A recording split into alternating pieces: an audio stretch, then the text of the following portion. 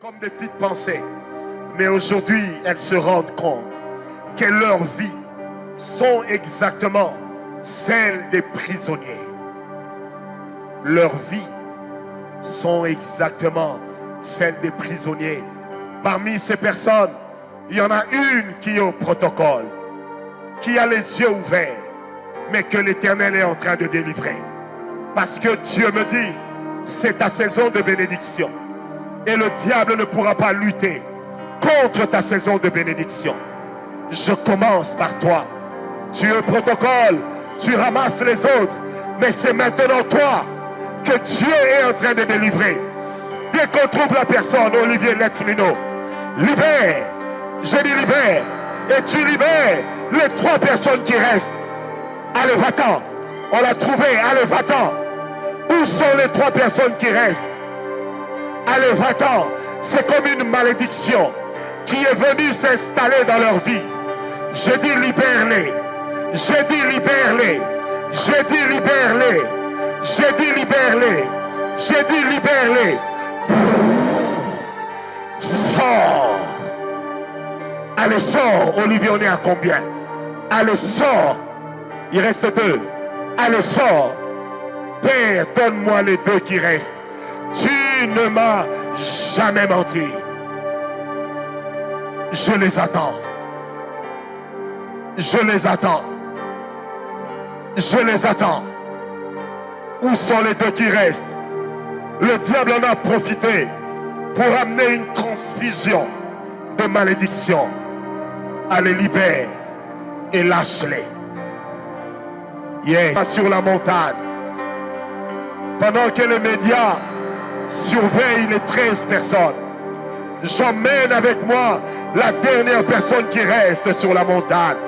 Que cette malédiction qui amène l'échec dans ta vie te lâche.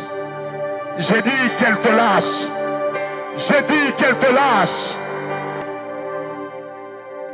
Olivier, Rudy, occupez-vous des cas. Charababa. Tu peux enlever tes mains de ta tête. J'aimerais que tu continues maintenant à proclamer à haute voix, tout en battant les mains, Église, les bénédictions auxquelles tu crois, les bénédictions auxquelles tu espères. Proclame ces bénédictions dans ta famille. J'ai dit proclame ces bénédictions dans ta famille. Prie, prie, prie avec moi, prie avec moi. Continue à prier. Proclame ces bénédictions dans ta famille. Toi, tu dois entrer dans la saison de ta bénédiction. Tu dois entrer dans la saison de ta récolte. Tu dois entrer. Continue à prier. Bats bien les mains. Bats bien les mains. Bats bien les mains.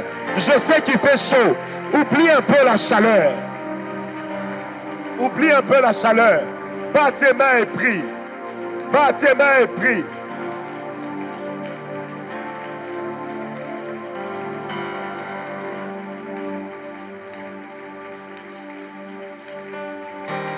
Tu as encore 2 minutes.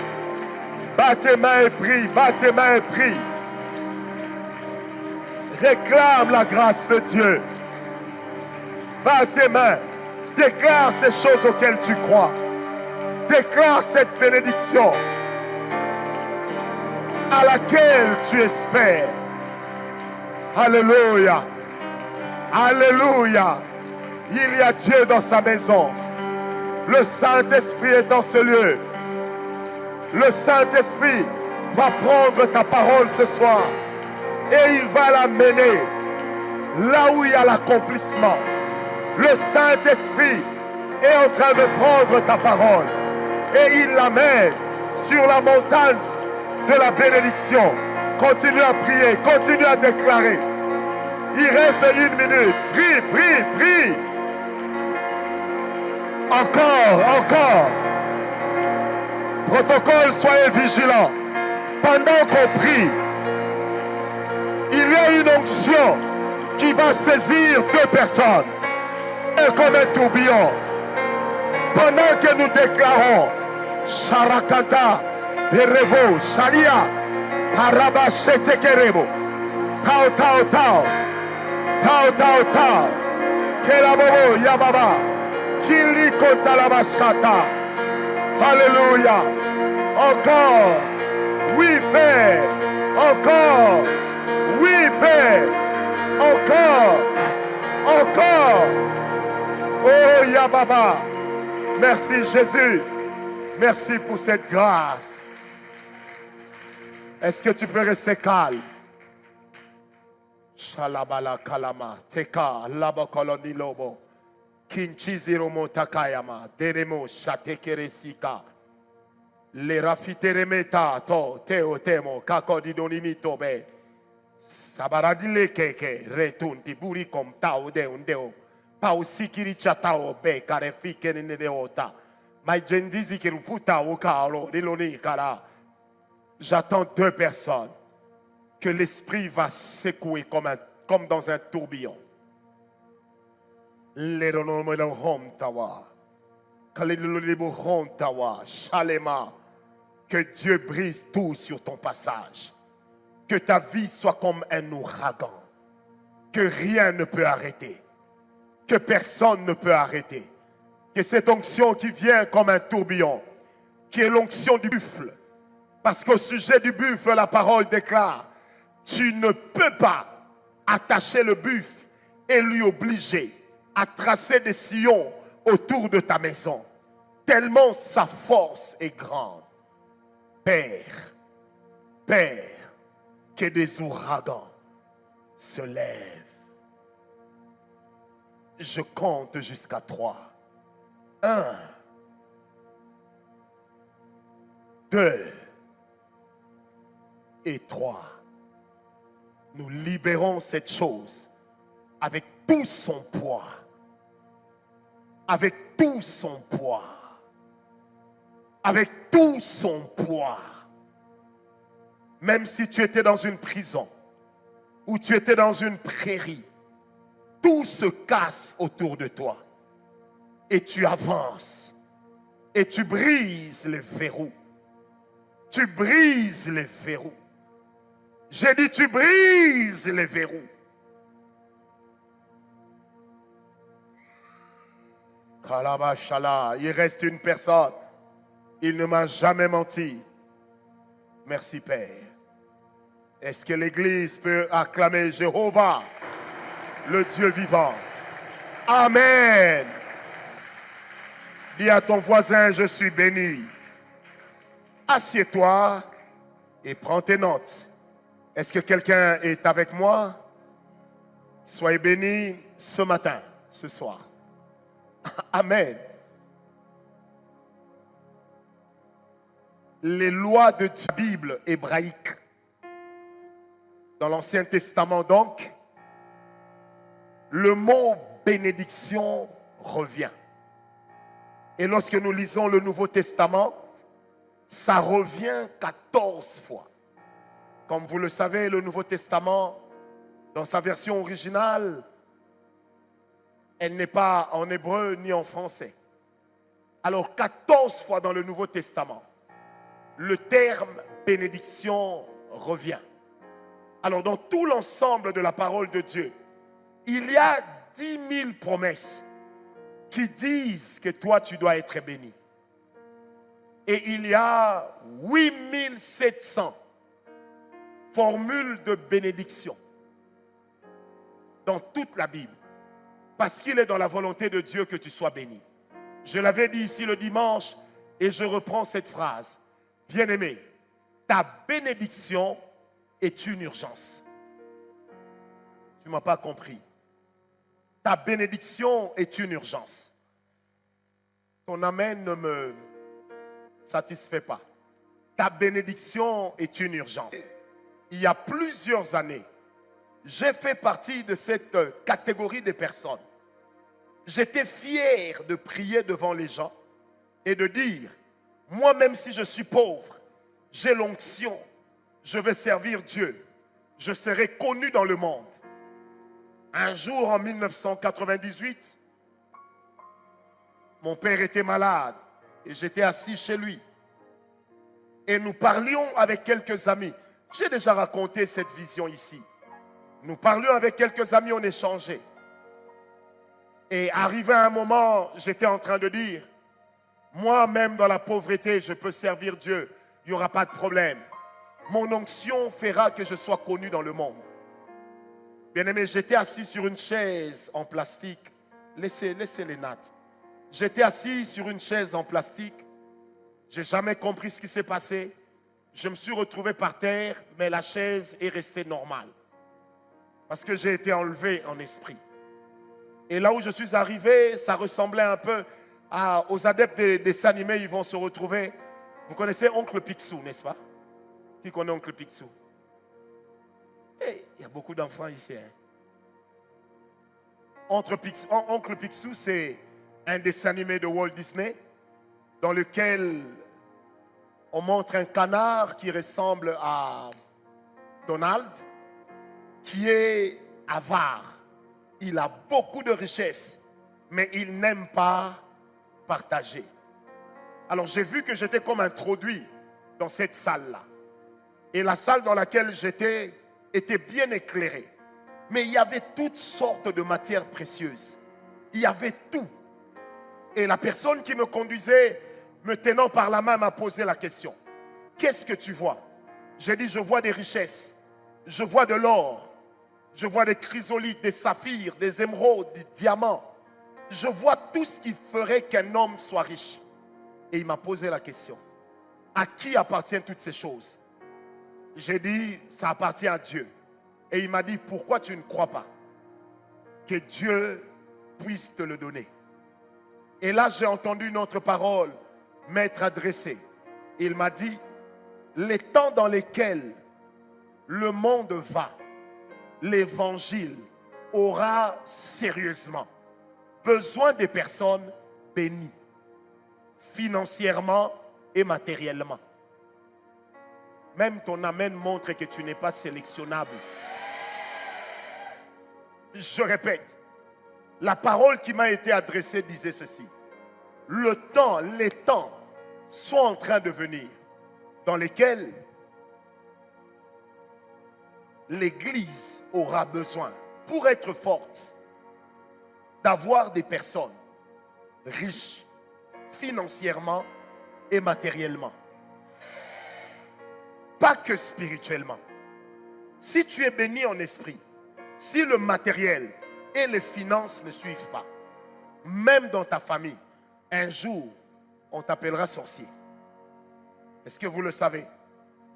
Nous ne pouvons pas nous vanter que pour le fait d'être vivant. Être vivant n'est pas extraordinaire. Le fou que tu as croisé en route est vivant, mais il est fou. Amen. La folle que tu as croisée en route, elle est vivante, elle est folle. Peut-être même que sa famille l'a rejetée. En quoi est-ce qu'une vie pareille est une bénédiction? En rien. Dis avec moi, en rien. Frères, sœurs, j'aimerais vous amener à avoir un autre mental. Ce n'est pas parce que vous vous réveillez le matin que vous devez dire forcément, aujourd'hui vraiment je suis béni. Non. Il faut que votre bénédiction change de niveau. Vous savez, lorsque la Bible dit que Jésus, dans Jean 17, a dit, la gloire que j'avais dans le monde, je la leur donne. Le mot gloire, en hébreu, veut simplement dire une chose qui a de l'éclat et qui fait que les autres la remarquent. Ça veut dire que là où il y a la gloire de Dieu, il n'y a pas que le fait de se réveiller le matin, mais il y a aussi le fait que matériellement, financièrement, tu sois béni. Et que ta bénédiction puisse devenir agressive aux yeux de ceux qui t'observent. Oh. Vous savez, il y a des bénédictions agressives. Ça veut dire quand quelqu'un voit, il se dit lui-même, ça, si ce n'est pas le diable, c'est Dieu. Mais tel que je vois, ça ne peut être que Dieu. Amen, amen. En fait, c'est aussi ça, la définition de la gloire. une chose qui amène un éclat. Une chose qui fait que les gens, quand ils te regardent, ils se disent, waouh, c'est quoi ça? Je prophétise sur toi ce soir que la bénédiction t'agresse. Que la gloire de Dieu amène dans ta vie une bénédiction qui t'agresse. Il faut que les sorciers disent que nous sommes sorciers, mais toi vraiment, tu dois nous montrer le chemin de ton Dieu. Bien-aimé, l'un des terrains sur lequel se joue le combat spirituel, c'est le terrain de la bénédiction. Je ne sais pas pourquoi, mais j'aimerais dire à une femme, tu es peut-être resté longtemps sans enfant. Quand l'Éternel va te visiter, il va même combler le vide dans le temps. Est-ce que vous m'avez compris? Amen, amen. Donc, Dieu, j'aimerais vraiment le dire comme ça, c'est ma foi, Dieu a l'obligation, pour être Dieu, de te bénir. Lui qui donne la vie, il est connu dans le monde spirituel comme celui par qui toute chose existe. Deuxièmement, comme celui par qui la vraie bénédiction existe. Alors, je dis sur toi ce soir que la bénédiction t'agresse. Qui a déjà manqué à manger dans sa vie? Qui lève la main. Moi, ça m'était arrivé plusieurs fois. Ça ne m'arrivera plus jamais. Vous savez, quand vous n'avez rien et que vous êtes pauvre, même si les gens ne vous le disent pas, leur simple regard sur vous vous amène vous-même à vous auto-qualifier. Bien aimé, toute bénédiction n'a pas la même qualité ni la même valeur. Mais sur toi, Dieu amènera une bénédiction de haute qualité. Amen, amen. Vous savez, lorsque les gens nous disent, voilà un véritable enfant de Dieu, ne prie pas pour être béni, cette parole même est une malédiction. Tu dois prier pour être béni. Non, Seigneur, ne me donne pas trop. Seigneur, exagère. Parce que quand un homme dans la Bible a dit à Dieu, ne me donne pas trop, Dieu lui a quand même donné trop. Donc c'est déjà une prière que Dieu n'exaucera pas. Dans la communauté, la voix de la puissance divine, que Dieu n'exauce pas des prières dans lesquelles tu diras, ne me donne pas trop, que Dieu te donne trop. Et si c'est que Dieu te donne, tu trouves que c'est excessif, viens me donner. Si toi tu n'aimes pas, reçois. Mais quand tu as reçu, donne. Amen, amen. Vous savez, quand dans la Bible il est dit, il y a plus de bonheur à donner qu'à recevoir. Dieu est le premier qui applique sa parole. En application de la parole de Dieu, Dieu lui-même va te donner. Bien-aimé, moi j'ai eu à faire le ministère sans argent. J'ai eu à faire le ministère sans argent. Cette année, ça va faire 32 ans que je me suis converti. J'ai fait le ministère sans argent. Vous savez, lorsque vous faites le ministère sans argent, vous vous rendez compte que l'onction n'est bien que sur la chair. Mais vous en avez besoin dans tous les domaines de votre vie. Vous savez, je me rappelle de ces moments où on organisait des activités, 97, 98, 99. Et il fallait aller demander aux cellules, aux églises, de nous prêter leurs chaises. Et les églises ne nous donnaient jamais des chaises. Elles ne nous prêtaient que les bancs. Et nous étions obligés de les transporter sur nos têtes. Parce que nous n'avions même pas l'argent pour payer le pousse-pousseur. Et je me rappelle d'un monsieur qui est mort, qui habitait à Lupin. C'était le premier endroit où on faisait louer les chaises. Toutes les chaises qu'on faisait louer là-bas, c'était des chaises métalliques que nous transportions sur la tête. Donc quand tu rentres à la maison, tu as toi-même prié. Les gens ont été guéris. Mais arrivé à la maison, la tête te fait mal. Pas parce que le diable te combat. Parce que ta tête elle-même est en train de te dire, aujourd'hui j'ai porté trop de poids. Et je me rappelle un jour, on a organisé une grande action. C'était à l'école Mafema à Lipen en 98. On termine l'action avec un ami. Et notre thème c'était le royaume des... Non, que ton règne vienne.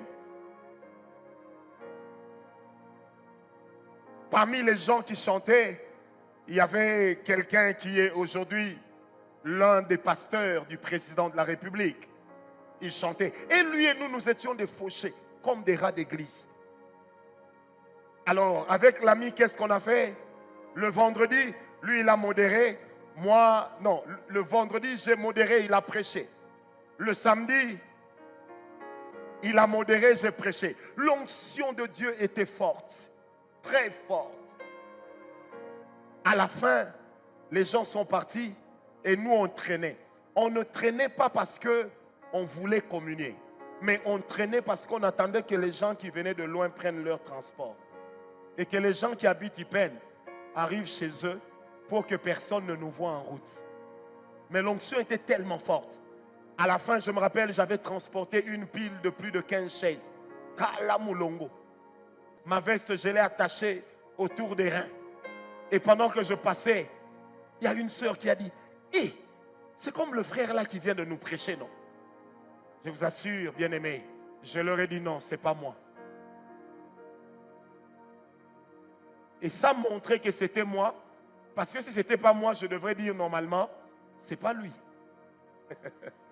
Amen, amen. Regardez à quel point être pauvre et ne pas être béni financièrement, matériellement, peut devenir un problème. Bien-aimés, nous avions eu l'onction sans argent.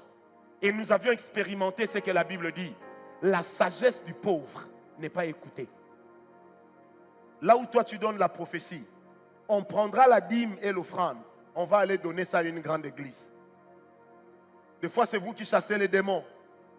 Mais le papa, quand il est béni, il regarde 100 000 $ de dîmes. Il te regarde. Il regarde 100 000. Il te regarde. Ce n'est pas qu'il a la mauvaise foi. Mais lui-même comprend que s'il te donne 100 000, tu ne vas plus prier. Amen. Et à l'époque, je me rappelle, vers Tchangou là-bas, il y avait un pasteur, et ça se racontait partout. Il avait reçu une dîme de 75 000 $. Il a convoqué les anciens de l'église et les diacres. Il leur a dit, Dieu m'a parlé, je dois aller en Angola chercher le diamant. Il a pointé un ancien, il dit, le Seigneur m'a dit, c'est toi le pasteur. Au bout de 3 mois, l'église a fermé. Quand on a appelé le pasteur, on lui dit, Pasteur, vous savez, à l'époque, c'était les phonies Chimley. Où est Rudy Mukanda? Tu étais à Moujimaï, tu te rappelles de Chimley? C'était à l'époque de phonies. On appelle le pasteur.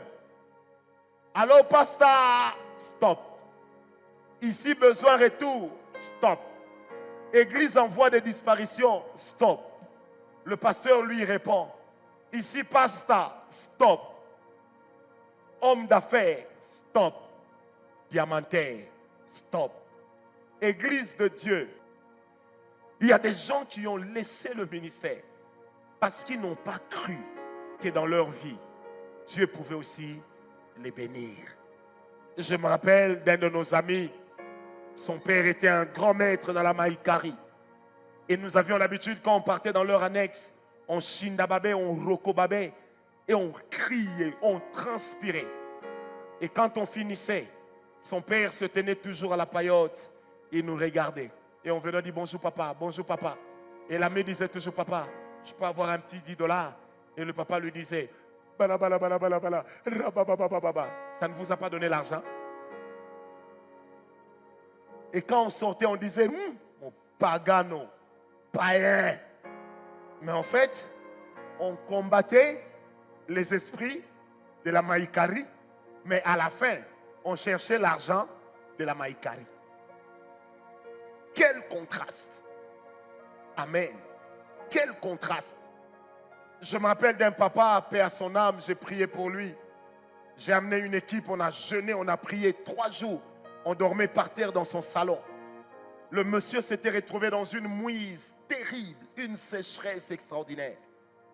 Et qu'est-ce qui lui est arrivé en ce moment-là? Quand on est arrivé, on a prié. Je lui ai dit, le Seigneur me dit que vous avez un bâtiment, un immeuble qui se trouve à Kananga. Il y a quelqu'un, il y a un organisme qui squatte et qui n'a pas payé depuis 4 ans. Mais Dieu va toucher ces gens. Ils vont vous payer 4 ans en un jour. J'ai dit, papa, après cela, un homme viendra vous payer une dette que vous avez oubliée. Le papa me regarde, il me dit, mon prophète, ok, frère, quelques temps après, le fils de ce papa m'appelle des États-Unis, il dit, Francis, est-ce que tu as vu papa? J'ai dit non, pourquoi? Il dit, tel qu'on parle là, papa est devenu millionnaire.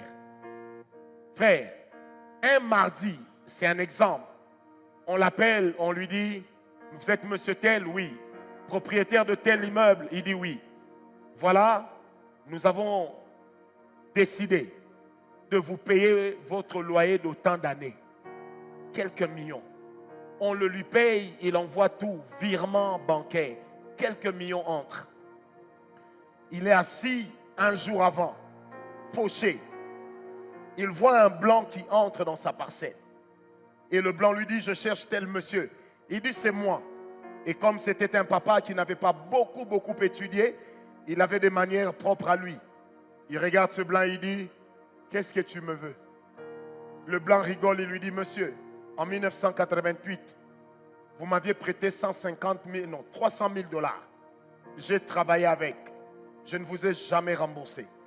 Je suis venu vous rembourser vos 300 000 et je suis venu vous donner 150 000 dollars d'intérêt. Quand l'ami m'a dit cela, j'ai frimé. J'ai dit à l'ami, non mon cher, moi je suis un oint de Dieu. Je n'irai pas voir papa, même pas pour dire bonjour. Dieu va toucher son cœur. Il viendra vers moi. Frère, j'ai attendu que Dieu touche son cœur. La main de Dieu est allée vers Mikendi, alors que le cœur du papa était vers l'aéroport d'Enjili. Donc les deux ne se sont pas croisés. Sa femme m'appelle, prophète, ça va? J'ai dit oui, tu peux passer. Quand je passe, sa femme me paye 2 bouteilles de coca. C'était froid. Mais dans mon cœur, je me disais déjà, 400 000 Shabbat, les dîmes, c'est bon. On m'a donné 2 bouteilles de coca, j'ai pris dans un esprit d'action de grâce. La maman m'a tendu une enveloppe. L'enveloppe était tellement fine que moi-même, je commençais à me convaincre. C'est un chèque. Quand on sort de là, j'ouvre vite l'enveloppe. Vous savez, nous les prédicateurs, nous sommes dans une profession libérale. Des fois, nos mains ont une sensibilité devant l'argent. Et vous savez, quand vous n'êtes pas sûr de combien on vous a donné, vous pouvez avoir envie d'aller aux toilettes. Mais en réalité, ce n'est pas parce qu'il y a un besoin. C'est parce que l'unique besoin qu'il y a, c'est d'être rassuré. Il y a combien? Frère, quand je fais ça, je vois 10 dollars. Je fais rekantarababa. Ce n'est pas ce que je vois. 10 dollars. Amen. Amen. Frère, dans mon cœur, j'avais haï ce papa. Je l'avais haï. Mais quand j'ai prié, le Seigneur m'a fait comprendre que le problème, ce n'était pas lui. Le problème, c'était moi. Amen. Qu'il y avait comme une condamnation à la pauvreté que je devais briser. Et le problème encore, c'était moi. Parce que, en fait, je ne croyais pas être qualifié à la bénédiction. Et c'est alors que je me suis souvenu d'un passage biblique. Prenez avec moi le psaume 109, verset 17. La Bible dit ceci: il aimait la malédiction, qu'elle tombe sur lui. Il ne se plaisait pas à la bénédiction, qu'elle s'éloigne de lui. Ne peuvent pas arriver dans ta vie tant que tu n'as pas appris à les aimer. Oh, Tu dois aimer la richesse. Tu dois aimer la longévité. Tu dois aimer la bénédiction. Tu dois aimer des belles voitures. Tu dois aimer des belles maisons. Amen. Tu dois aimer. Vous savez, la Bible dit qu'il te soit fait selon ta foi. Et le Seigneur dit, mon juste vivra par la foi. Et le Seigneur Jésus lui-même dira, là où sera ton trésor, c'est là où sera ton cœur. Quelle est la chose derrière laquelle tu cours? Quelle est la chose en laquelle tu crois? Frère, j'aimerais dire à une personne ce soir, en tant qu'enfant de Dieu, tu es qualifié pour être béni. Regarde ton voisin, dis-lui, la bénédiction, ce n'est pas seulement vivre, mais c'est bien vivre. Dis-le lui, ce n'est pas seulement vivre, mais c'est bien vivre. C'est bien vivre. Vous savez, quand chaque jour, vous faites Kitambo Ozone, Kitambo Bandal, vous ne comprendrez pas que vous êtes pauvre. Et vous ne comprendrez pas que vous n'êtes pas encore béni. Quand chaque jour vous prenez la moto, vous êtes à 2, plus le chauffeur, 3. Vous arrivez vite, mais pour ne rien avoir. Vous savez, j'ai eu dans ma vie à voir des gens, à voir des maisons. Quand j'ai vu ça, moi-même je me suis posé la question. J'ai grandi dans une porcherie ou dans une maison? Frère, les choses auxquelles tu crois, tu finiras par les attirer. Tu ne peux jamais travailler pour ce en quoi tu ne crois pas. Jamais. Oh, tu ne m'as pas donné un amen. Je répète, tu ne peux jamais travailler pour une chose en laquelle tu ne crois pas. Tu dois aimer la chose pour croire en la chose. Vous savez pourquoi les femmes, des fois, tu lui dis des bêtises. Elle sait que tu mens, mais elle croit en ton mensonge. Le plus vieux mensonge que les hommes mariés racontent aux femmes, on décrit ça dans les grands jeunes, mais ça marche toujours. Je suis marié, ma femme et moi nous avons des problèmes, nous sommes en voie de divorce, de séparation. En entendant que la procédure s'achève, je t'aime, je voudrais être avec toi, que personne ne sache. Elle sait que tu mens. Mais parce qu'elle t'aime, elle décide de croire à ton mensonge. Ça, c'est... Traite toujours sa femme d'être une mauvaise femme. Tout homme qui drague dehors, est-ce que quelqu'un me comprend? Qu'est-ce qui fait que la femme croit? C'est parce qu'elle aime. Tu ne peux jamais investir ta foi dans une chose dans laquelle tu ne crois pas. Tu n'aimes pas, pardon. Tu dois aimer avant d'investir ta foi. Tu dois aimer la bénédiction. Oh, tu veux que la bénédiction vienne. Qu'est-ce que tu dois faire? Aime-la. Frère, sœur, sors de la pensée de l'essentiel. Non, l'essentiel c'est d'arriver. Peu importe comment, l'essentiel c'est d'arriver. Non, frère. Si ta vie s'articule encore autour de l'essentiel, ça veut dire que quelque part, tu n'as pas encore compris que Dieu dispose de plusieurs moyens pour ta bénédiction. Tu n'as pas encore compris. Non, l'essentiel c'est d'arriver. Tu sais que tu peux arriver à destination, mais tu as le dos paralysé parce que tu as voyagé dans de mauvaises conditions. Un jour, et que quelqu'un d'autre voyage dans le business, de toute façon, l'avion va atterrir au même moment. J'ai dit oui, L'avion atterrira au même moment. Mais sauf que vous deux, vous n'arriverez pas dans le même état de santé. Sans compter qu'un monstre peut apparaître à l'intérieur là-bas. Pendant que tu dors, tu ne savais pas que derrière les valises, il y a un cercueil. Et quand tu dis à ton voisin, il faut aimer les bonnes choses, dis-lui ça. Dis-lui bien ça, il faut aimer les bonnes choses. Dis-lui encore bien, toi là, il faut aimer les bonnes choses. Non, l'essentiel, c'est d'arriver. L'essentiel, c'est de se marier. L'essentiel, c'est d'avoir des enfants. Non, non. Excusez-moi de froisser certaines personnes. Vraiment, excusez-moi. Vous savez, il y a certains enfants, quand tu le vois, tu n'as pas d'enfant. Tu es consolé. Toi-même, tu regardes l'enfant. Tu dis, entre ne pas avoir d'enfant et avoir ça. Ah non. Laissez. Quelqu'un me comprend. Donc, tu regardes l'enfant là. Prêt. Donc, tu regardes l'enfant. Toi-même, tu commences à dire à Dieu, ne me donne pas l'enfant vite. Attends un peu. Donne-moi un vrai enfant. Il y a des gens qui ont des enfants qui deviennent pour eux comme un malheur.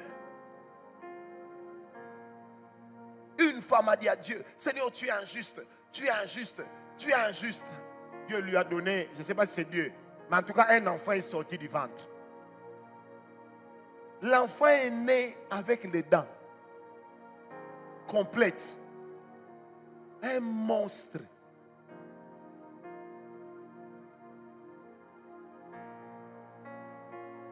Toi, tu dois avoir un enfant. Vous savez, quand vous avez un bébé, tout le monde a envie de le porter. Il y a des enfants. Tu donnes comme ça.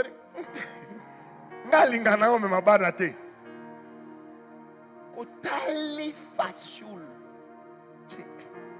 Azoka moi. Qui m'a donné un amen? Amen, amen. Vous savez, quand moi j'étais petit, à l'école, j'étais Tingawala. Il faut que ton parent te prenne par la main, il sort. Avec toi des rangs. Quand on disait Ngawala, mon père me disait, vas-y. Parce que lui-même se disait, c'est quoi le sort? Non, ton enfant ne sera pas comme ça. J'ai dit, ton enfant ne sera pas comme ça. Vous savez, il y a des choses où il faut dire à Dieu, je suis peut-être comme Paul. Je suis, qui en français c'est quoi? Je suis peut-être bossu, mais je fais marcher les paralytiques.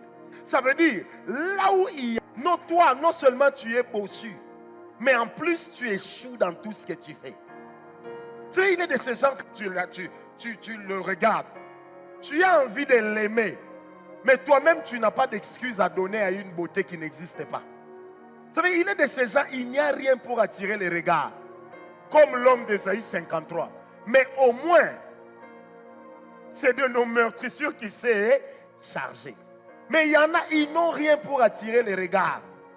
Mais ils ont tout pour détourner même les regards qui ont l'intention de les regarder. Non, ce ne sera pas ton cas.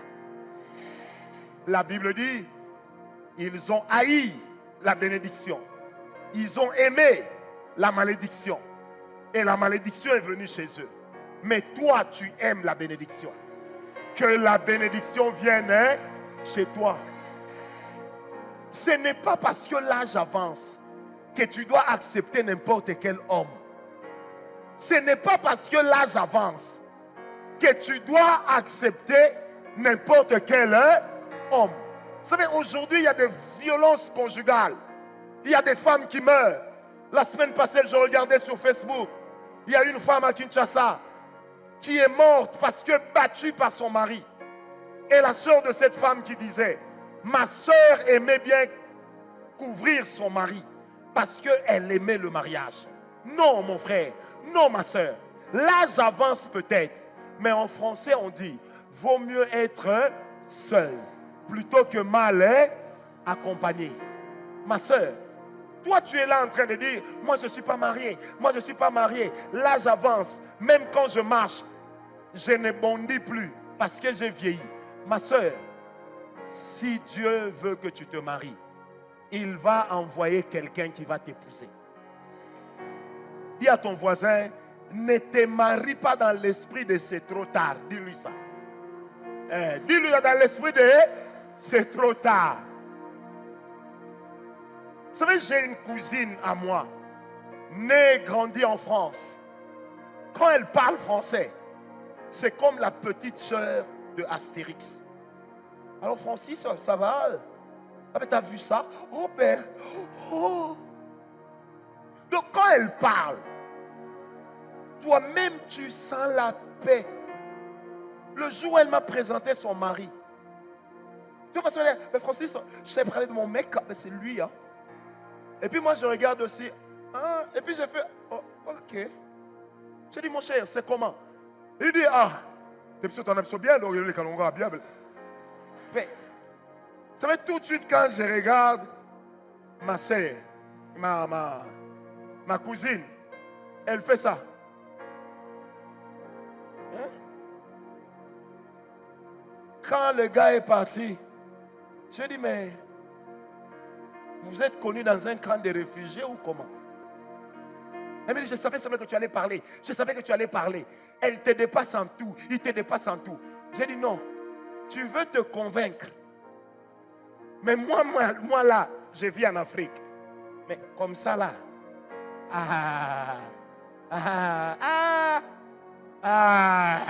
il ne faut pas te marier dans l'esprit d'un entendant. Non, je n'ai pas où habiter. Cet homme m'a aimé. L'essentiel, c'est d'être marié. Sors de l'essentiel. Non, là j'avance. Chez nous, une fille ne peut pas aller louer sa propre maison. C'est pourquoi j'accepte n'importe quel homme, pourvu que je quitte chez nous. Tu as 20 ans, 25 ans, tu as le droit de quitter la maison de tes parents. Va louer. Moi, j'ai fait une réunion. J'ai tenu une réunion avec mes enfants. Je leur ai dit, les gars, étudiez bien, travaillez bien. Mais bien, c'est à moi et à ma femme.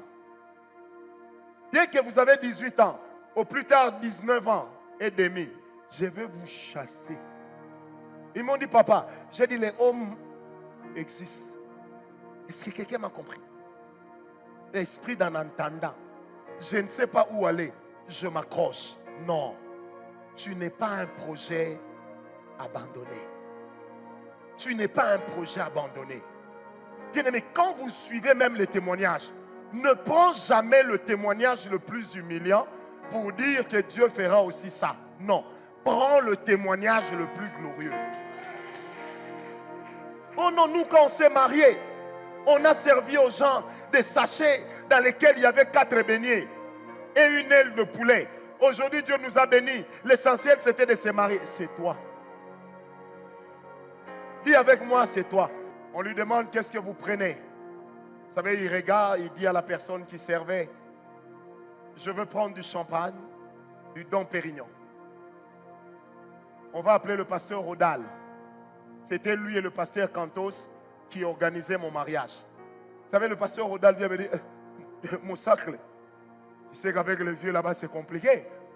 J'ai dit quoi? Il veut seulement du Dom Pérignon. J'ai dit, mais servez-lui. Il m'a dit, mais mon cher, le problème c'est qu'il n'y en a pas.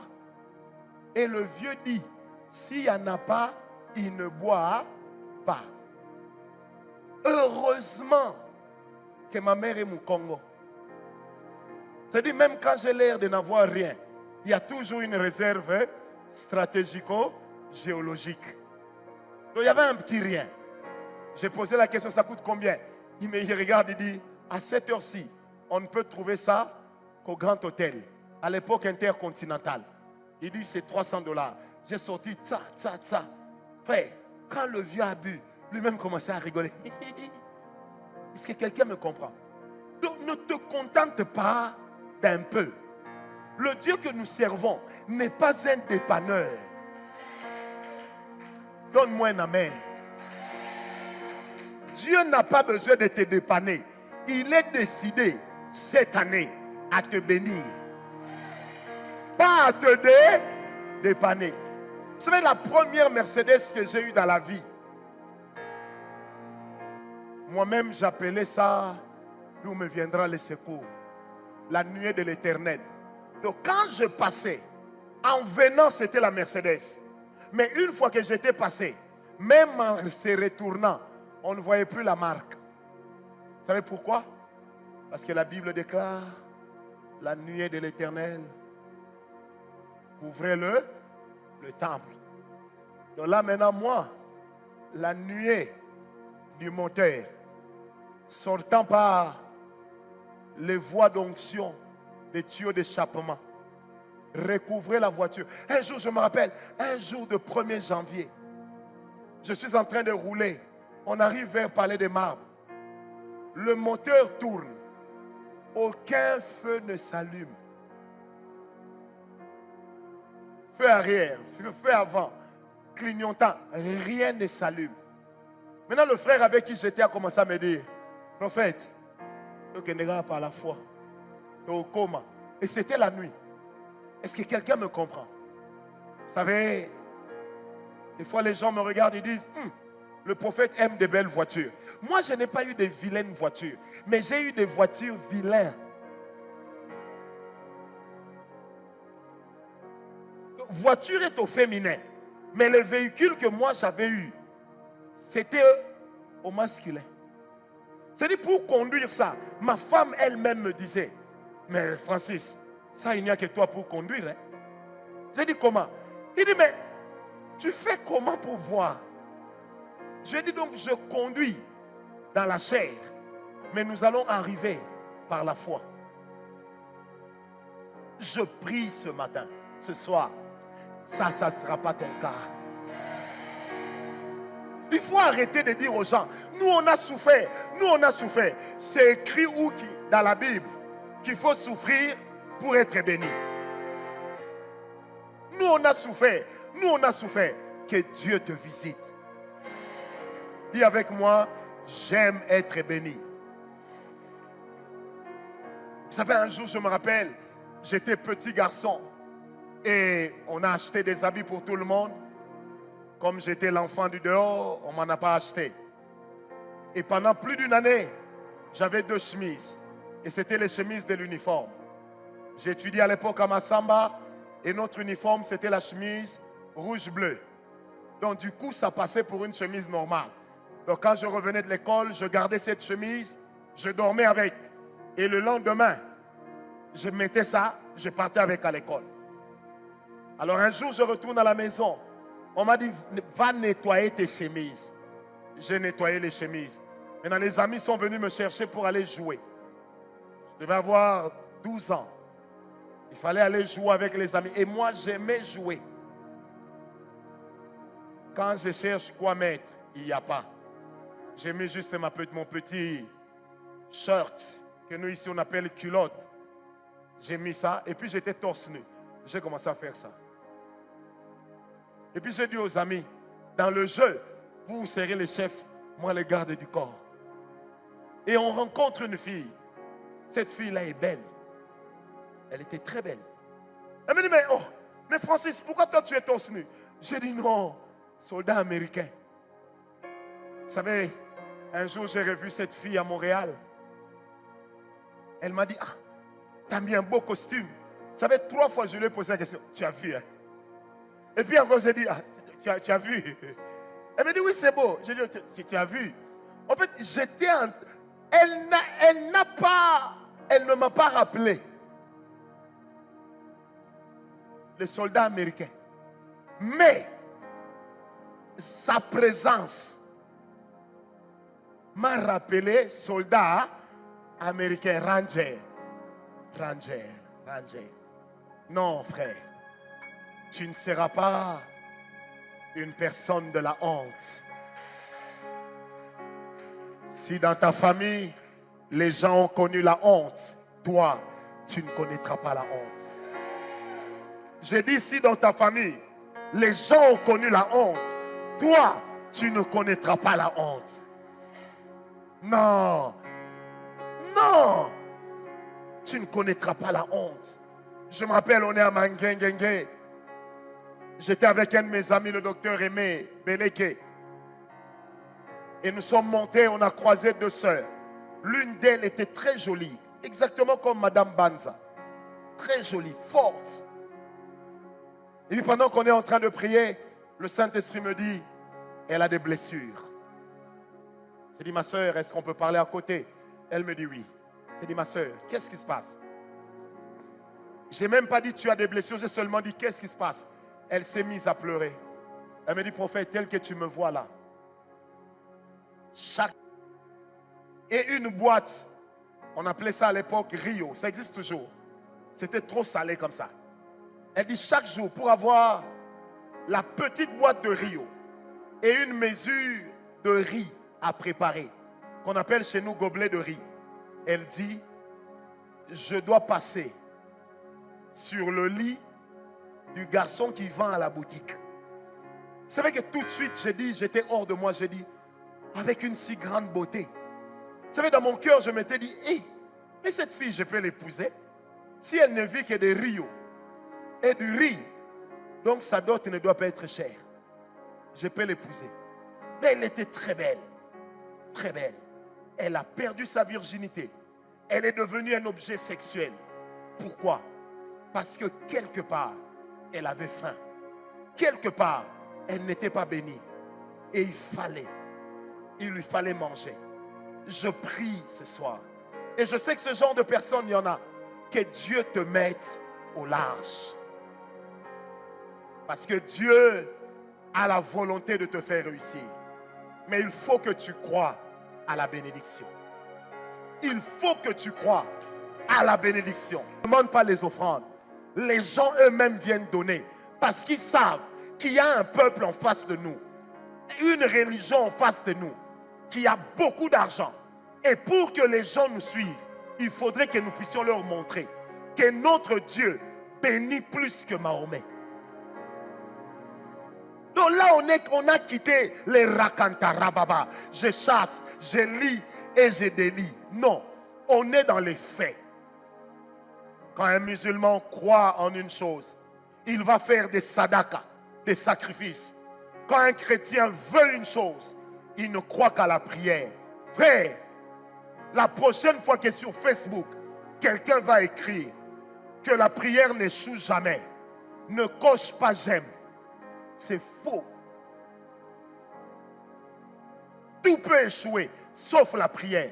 Depuis combien de temps tu pries? Depuis combien de temps tu demandes? Mais tu n'as toujours pas.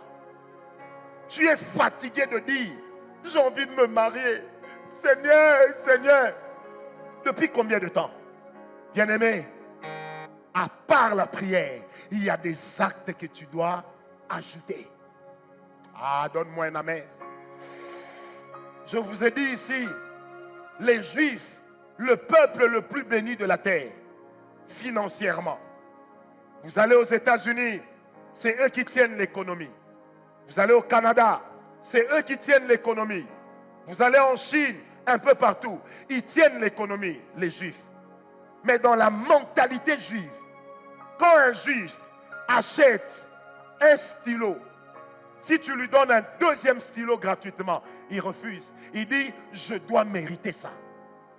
Je dois l'acheter.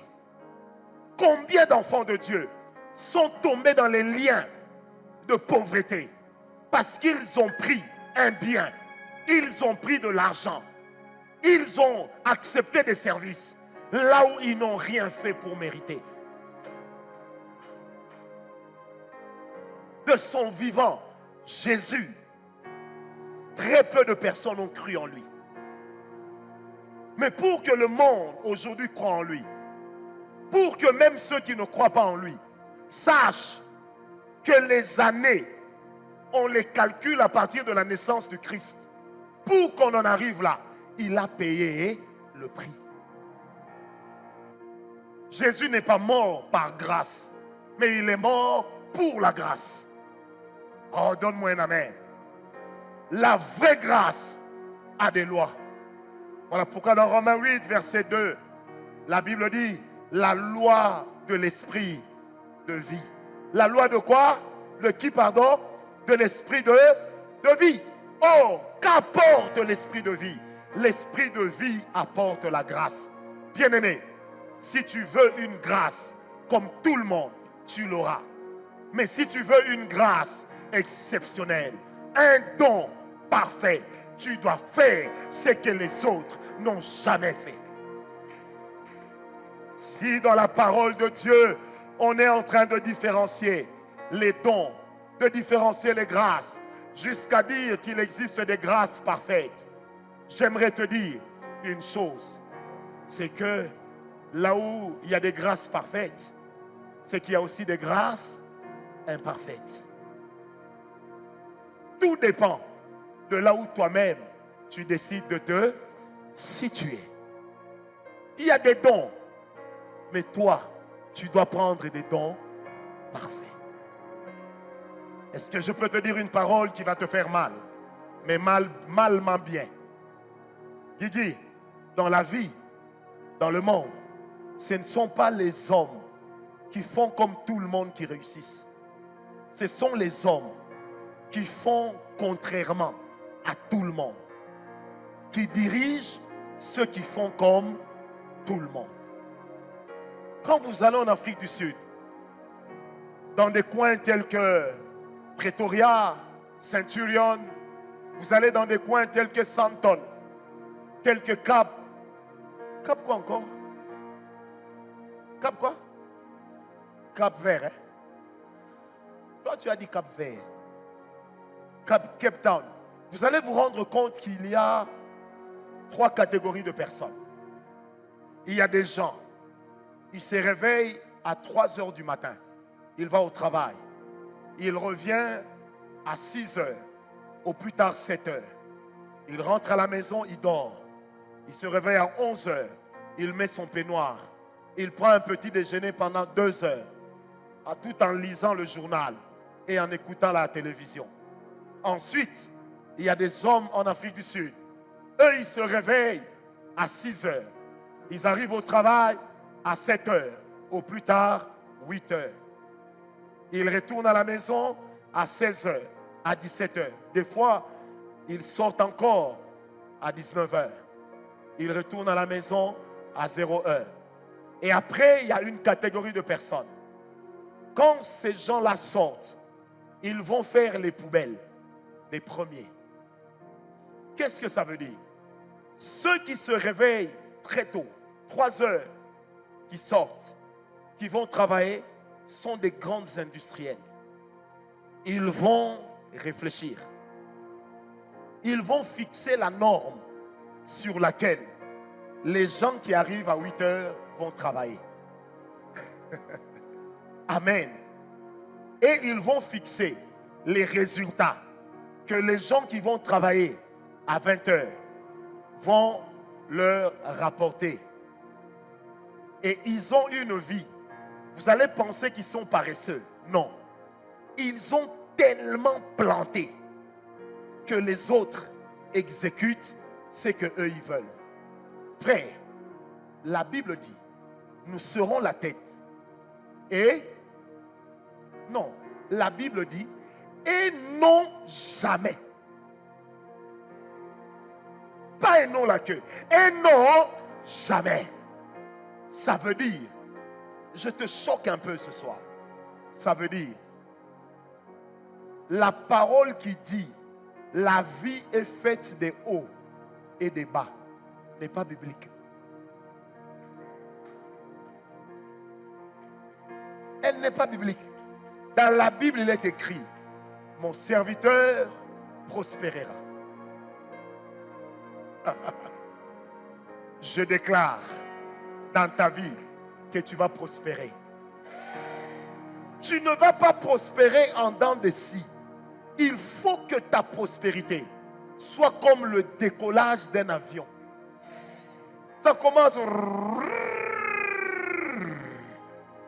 jusqu'à disparaître dans les nuages. C'est ce que Dieu veut de toi. Arrête de dire, si ça n'a pas marché, ça ne fait rien.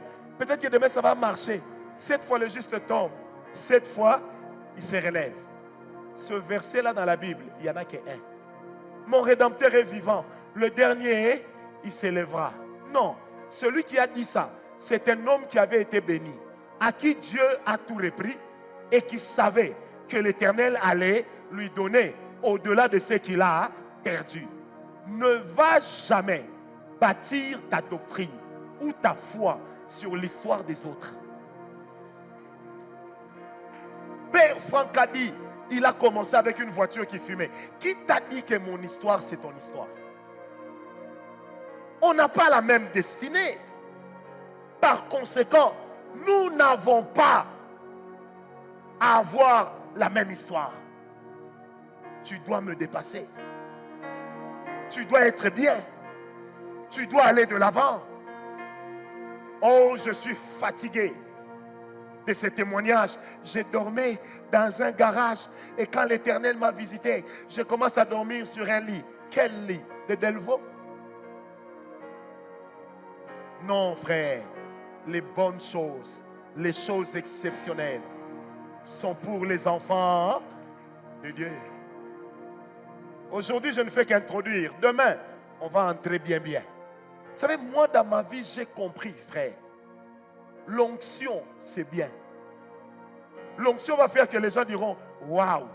Mais pour garder le respect, tout le monde cherchera à savoir qu'est-ce que vous avez. Tout le monde. Qu'on ne te trompe pas. Les gens qui prophétisent au Congo ne sont pas rares. Les gens qui prient pour les autres ne sont pas rares. On ne court pas derrière la prière de tout le monde. On court derrière la prière de quelqu'un qui a réussi. Ah, donne-moi la main. Toi, tu as les mêmes problèmes que moi et puis tu vas m'imposer les mains. Nada. Qui m'a donné un amen? J'ai dit dans ta vie, il faut que tu prospères. Il faut que tu prospères. Il faut que tu prospères. L'onction de prospérité ne doit pas être rare. Ça ne doit pas être rare. L'onction maléfique de la pauvreté commence par la mentalité, la pensée. Vous avez vu quand on a prié ici, comment il y a eu des démons qui se sont manifestés à cause des pensées, la mentalité. Non, moi je n'ai pas besoin de ceci. Qui t'a dit que tous les riches iront en enfer? Et qui t'a dit que tous les pauvres iront en enfer? Vous voulez que je vous donne mon point de vue? Vous voulez que je vous le donne? Moi je doute fort qu'il y aura beaucoup de pauvres au ciel. Je doute. Demandez-moi pourquoi. Vous savez, il y a des péchés qui sont attachés à la pauvreté. La jalousie, la convoitise, la médisance. Vous savez, les gens qui critiquent les autres sont des personnes pauvres qui n'ont pas d'espoir dans la vie. Frère, un jour quelqu'un m'a dit, prophète, tel frère a dit que tu as mal parlé de lui. Vous savez, j'ai rigolé. Maman, j'ai dit à ce frère, moi, du haut de mon Francis Ngawala, je vais parler de lui. Ah!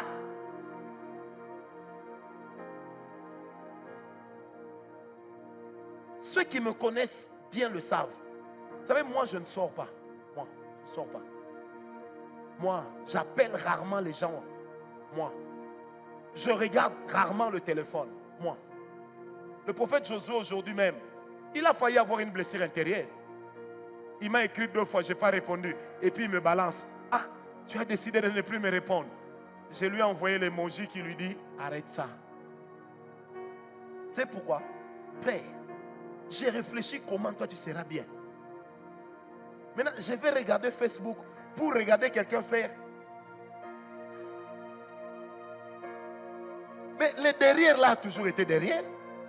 Ça ne sera jamais devant. Que ce soit comme ça, c'est toujours derrière.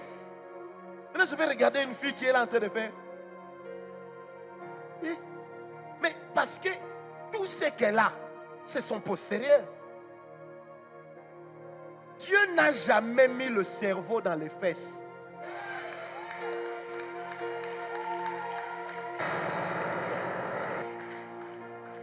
Tu dois arrêter de penser que tout ce que tu as, c'est ça.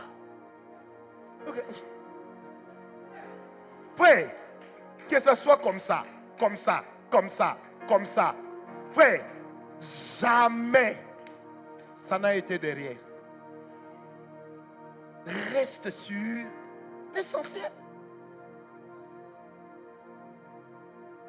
J'ai dit à ce frère, moi, Francis Ngawala, hein, je vais passer mon temps à parler de toi. Je dis, frère, est-ce que tu sais que je ne connais même pas ton nom? Un jour, quelqu'un m'a dit, prophète,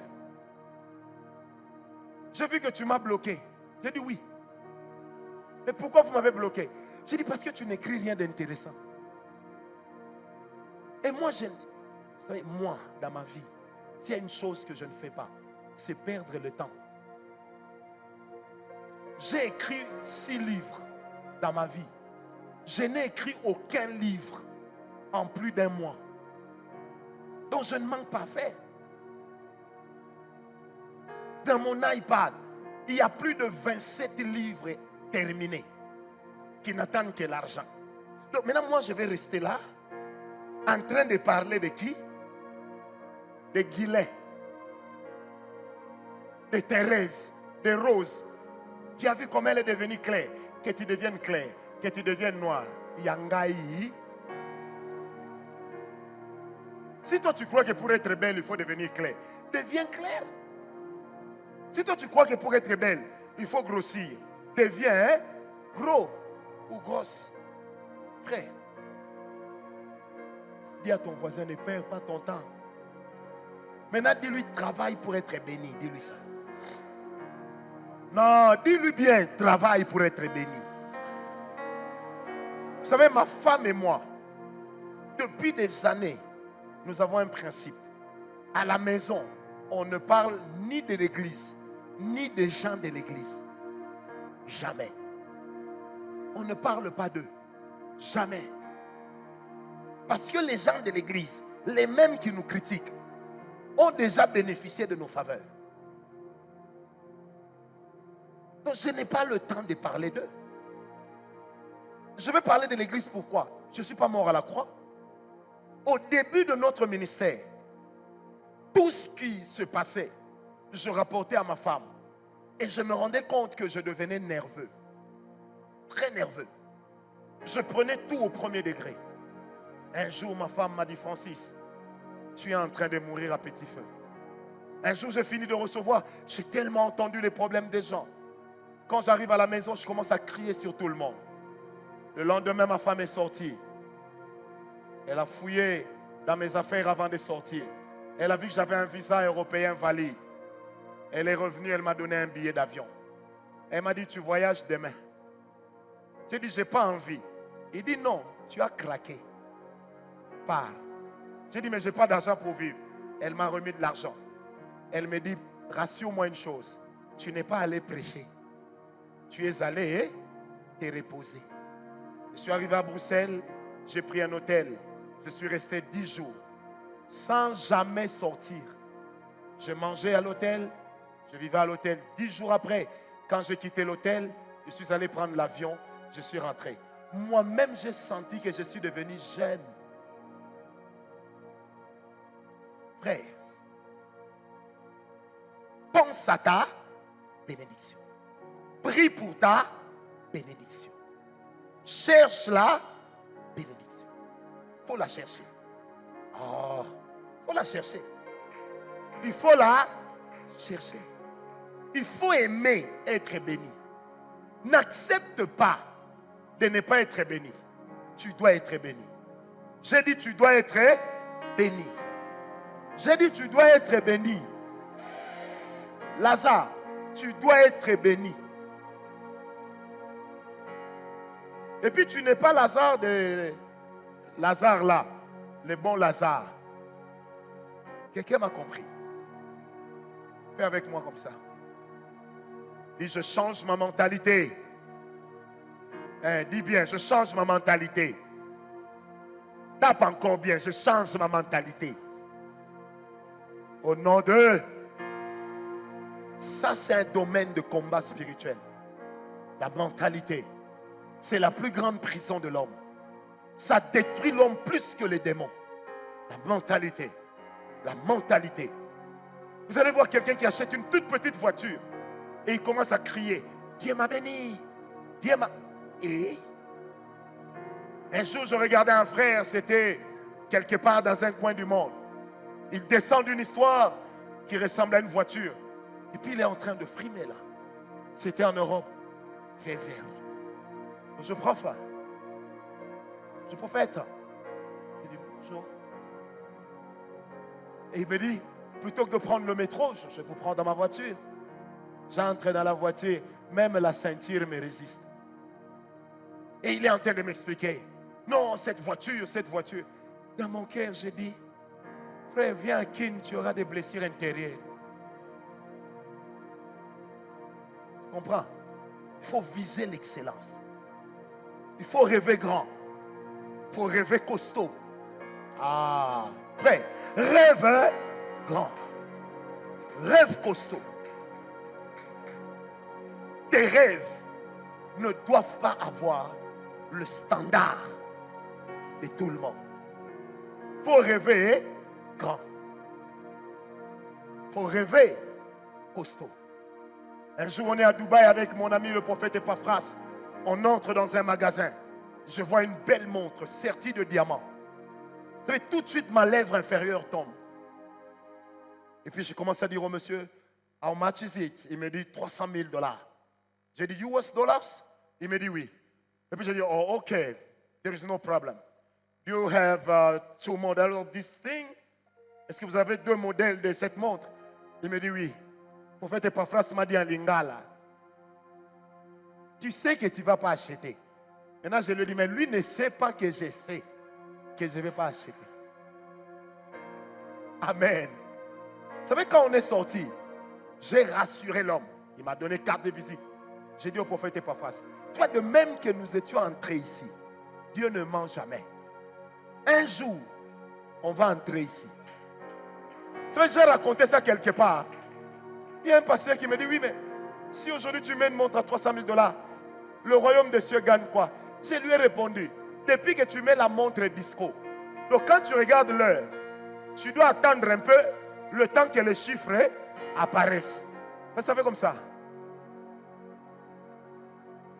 Je lui ai dit, bon, maintenant, toi là, depuis que tu mets cette montre-là, le royaume des cieux a gagné.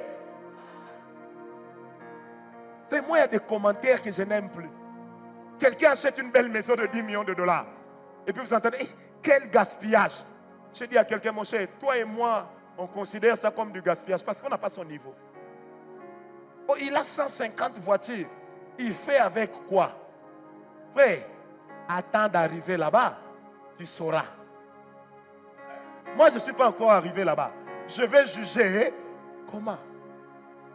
Vous savez, à l'époque, on avait une seule paire de chaussures. Frère, je savais cirer. Eh! Lolonzo. Donc, quand je cire la chaussure, je passe et je repasse. Je passe et je... C'est-à-dire que quand tu veux t'habiller, tu ne cherches pas de concordance. Tu ne prends que ce que tu vois. Parce que ce que tu vois ne demande pas la réflexion. Il n'y a que ça. Donne-moi un amen. Il faut que tu aies le choix. Mets encore ta main sur ta tête. Dis avec moi, Seigneur Dieu, il est écrit dans ta parole. Non, parle bien. Il est écrit dans ta parole. À l'Éternel la terre et tout ce qu'elle renferme. Il est écrit dans ta parole que tu as fait les cieux. Parle bien, arrête la musique. Que tu as fait les cieux. Tu l'as gardé pour toi. Tu as fait la terre. tu l'as donné au Fils de l'homme. Je suis fils de l'homme. Donc tu m'as donné la terre. En me donnant la terre, tu m'as donné aussi ce qu'elle contient. Je refuse la pauvreté. Je refuse la malédiction. Je refuse les tourments.